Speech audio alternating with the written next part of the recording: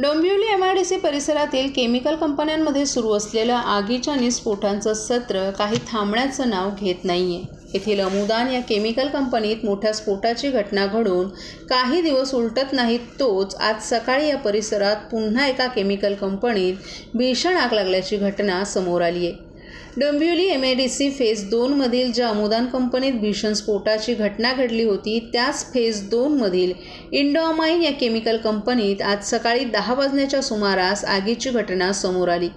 कंपनीत लागलेले आगीचे लोळ दूरपर्यंत दिसून येत होते। त्यामुळे आज सकाळी पुन्हा डोंबिवलीकरांमध्ये भीतीचं वातावरण पसरलं।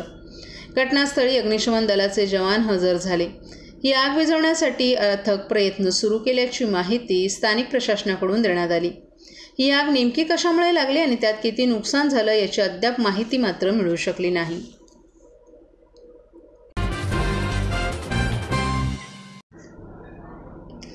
ठाणे शहराला पाणी पुरवठा करणाऱ्या धरणांमध्ये अवघा 9 ते 25% पाणीसाठा शिल्लक आहे। कालपासून पडणाऱ्या पावसानं 150 मिलीमीटरचा पल्ला गाठला असला तरी शहरातील 10% पाणी कपात मात्र आणखीन काही दिवस राहणार आहे। शहराला भातसा, तानसा आणि मध्य वैतरणा या धरणांमधून तसंच मुंबईला पाणी पुरवठा करणाऱ्या धरणांमधून 486 दशलक्ष लिटर पाणी पुरवठा केला जातो। मागील काही दिवसांपासून या धरणांची पाणी पातळी कमी होत चालली असल्यानं मुंबई महापालिकेकडून पाणी पुरवठा होणाऱ्या भागात 100% पाणी कपात लागू करण्यात आली आहे। ठाणे शहराला भातसा धरणातून पाणी पुरवठा केला जातो। या धरणामध्ये सध्या 226.312 क्युबिक लिटर म्हणजेच 24.2% पाणीसाठा शिल्लक आहे। मोडकसागर धरणात 15.58% म्हणजेच 20.89 क्युबिक लिटर पाणीसाठा तर बारवी धरणात 26.59% म्हणजेच 90.100 क्युबिक लिटर इतका पाणीसाठा शिल्लक आहे। त्यामुळे ठाणे शहरात 10% पाणी कपात सुरू करण्यात आली आहे। दरम्यान मागील 2-3 दिवस पडणाऱ्या पावसानं 150चा पल्ला गाठलाय। रविवारी रात्री आणि आज सकाळी मुसळधार पाऊस ठाण्यात झाला। आज दुपारपर्यंत 48.77 मिलीमीटर इतका पाऊस पडला तर आत्तापर्यंत 141.90 मिलीमीटर पाऊस झालाय। या पावसामुळे वंदना सिनेमा, महाराष्ट्र विद्यालय, पूर्व भागातील 12 बंगलासह 8 ठिकाणी पाणी तुंबल्याच्या घटना घडल्यात। या पावसात आज 6 झाडे उन्मळून पडली तर 2 झाडांच्या फांद्या पडल्याची माहिती आपत्ती व्यवस्थापन विभागाच्या अधिकाऱ्यांनी दिली आहे।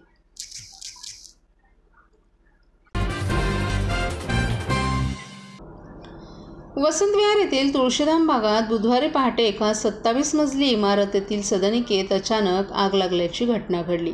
या आगीतून कुटुंबियांना वाचवताना 47 वर्षीय अरुण केडिया यांचा मृत्यू झालाय।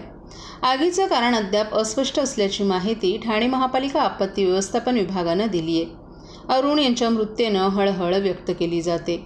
तुळशीधाम येथे निळकंठ पाम्स ही 27 मजली इमारत आहे। या इमारतीच्या 4थ्या मजल्यावर अरुण केडिया हे त्यांचे वडील नाथमल वय वर्ष 71, पत्नी अनिशा वय वर्ष 43, मुलगी अनन्या वय वर्ष 17 आणि मुलगा अविनाश वय वर्ष 12 यांच्यासोबत वास्तव्यास होते।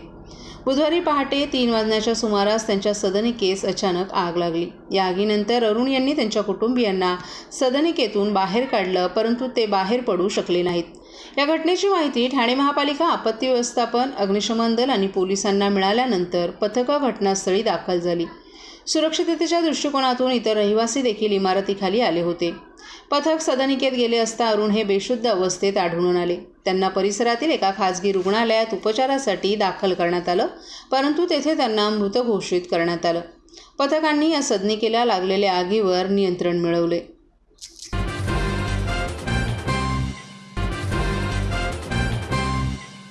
सर्व नागरिकांना आवाहन करण्यात येत आहे की सध्या डासांमार्फत पसरणाऱ्या डेंग्यू या आजाराचा प्रसार रोखण्यासाठी प्रत्येकाने पुढीलप्रमाणे कार्यवाही करावी। डेंग्यू आजार एडिस इजिप्टी हा डास चावल्याने होतो। या डासांची पैदास साचलेल्या किंवा साचवलेल्या स्वच्छ पाण्यामध्ये होते। 8 दिवसांपेक्षा जास्त दिवस पाणी उघडे व साचून राहिल्यास त्यात डास अंडी घालतात। अंड्यांच्या अळ्या तयार होऊन पुढे डास तयार होतात।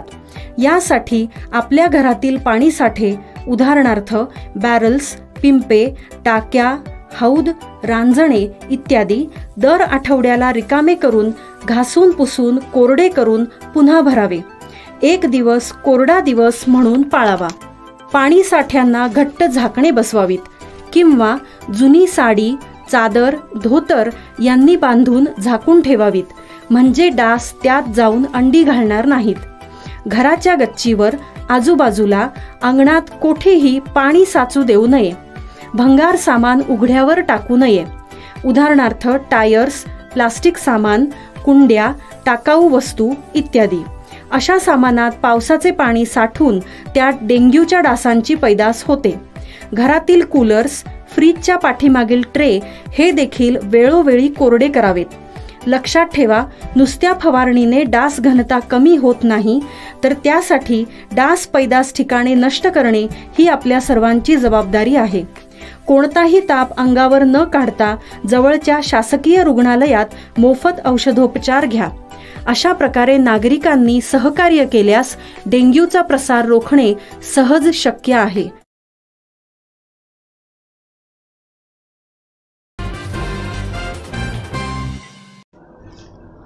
अधिकारी आणि ठेकेदारांना नालेसफाई करायची नसून केवळ हातकी सफाई करायची आहे, त्यामुळेच ठाण्याचं वाटोळं झालंय असा आरोप राष्ट्रवादी शरद पवार पक्षाचे आमदार जितेंद्र आव्हाड यांनी केलाय. नालेसफाई 20% दरानं कमी कशी करून घेऊ शकता? कोणता चांगला ठेकेदार तुमच्या नालेसफाईसाठी येईल असा प्रश्न देखील जितेंद्र आव्हाड यांनी उपस्थित केलाय. ठाणे महापालिका क्षेत्रातील नालेसफाई नेमकी किती टक्के झाली आहे, नालेसफाई पूर्ण झाली आहे किंवा नाही याबाबत कोणताच दावा महापालिकेच्या वतीनं करण्यात आला नाही. त्यामुळे यावर्षीही नालेसफाईबाबत शंका व्यक्त होते. दिव्यात तर नालेसफाईचा अक्षरशः बोजवारा उडाला असून या ठिकाणी नालेसफाई झाली की नाही असा प्रश्न निर्माण झालाय. ठाण्याच्या नालेसफाईवरून आमदार जितेंद्र आव्हाड यांनी देखील पालिका अधिकाऱ्यांनी ठेकेदारांवर गंभीर आरोप केलेत. ठाण्यामध्ये टेंडर कधी काढले जातात याची चौकशी झाली पाहिजे. मागच्या वर्षी 1 रुपया भाव होता, तर यावर्षी 80 पैसे टेंडरमध्ये भाव देण्यात आला. एकीकडे सर्व स्तरावरची महागाई वाढत असताना हे टेंडर स्वस्त कसा होईल असा प्रश्न त्यांनी उपस्थित केलाय. नालेसफाईचं टेंडर मार्चमध्ये निघून एप्रिलमध्ये कार्यादेश द्यायला हवा, त्यामुळे नालेसफाईला वेळ मिळतो. मात्र तसं केलं जात नाही. नालेसफाईमध्ये अधिकारी आणि ठेकेदार यांची मिलीभगत आहे. यांची नालेसफाई म्हणजे हातकी सफाई असून या भ्रष्टाचारापोटी ठाण्याचं वाटोळ होत असल्याचा आरोप आव्हाड यांनी केलाय. अनधिकृत इमारती नाल्यावर बांधल्या गेल्या आहेत. अनेक ठिकाणी भरणी करण्यात आली आहे. महापालिकेचे अधिकारी झोपतात काय? नालेसफाईसाठी फक्त बिल्डरांना मार्ग कसा मोकळा करून देता येईल याकडेच लक्ष असल्याचा आरोपही आव्हाड यांनी केलाय.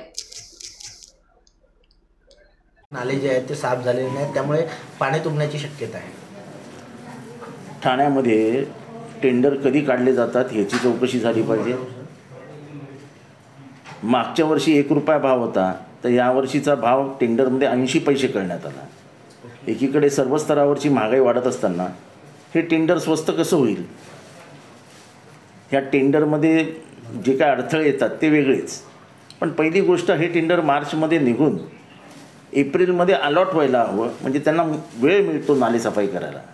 नालेसफाईचे अधिकारी आणि नालेसफाई करणारे जे कॉन्ट्रॅक्टर असते यांचं मिलीभगत असते.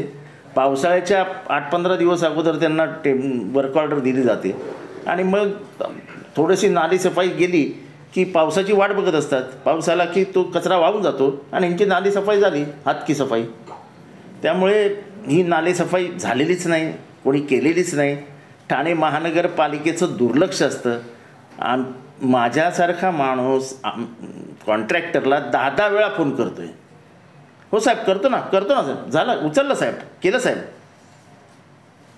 नालेसफाई हा ठाणे महानगरपालिकेचा गेल्या 20 वर्षाचा प्रॉब्लेम आहे.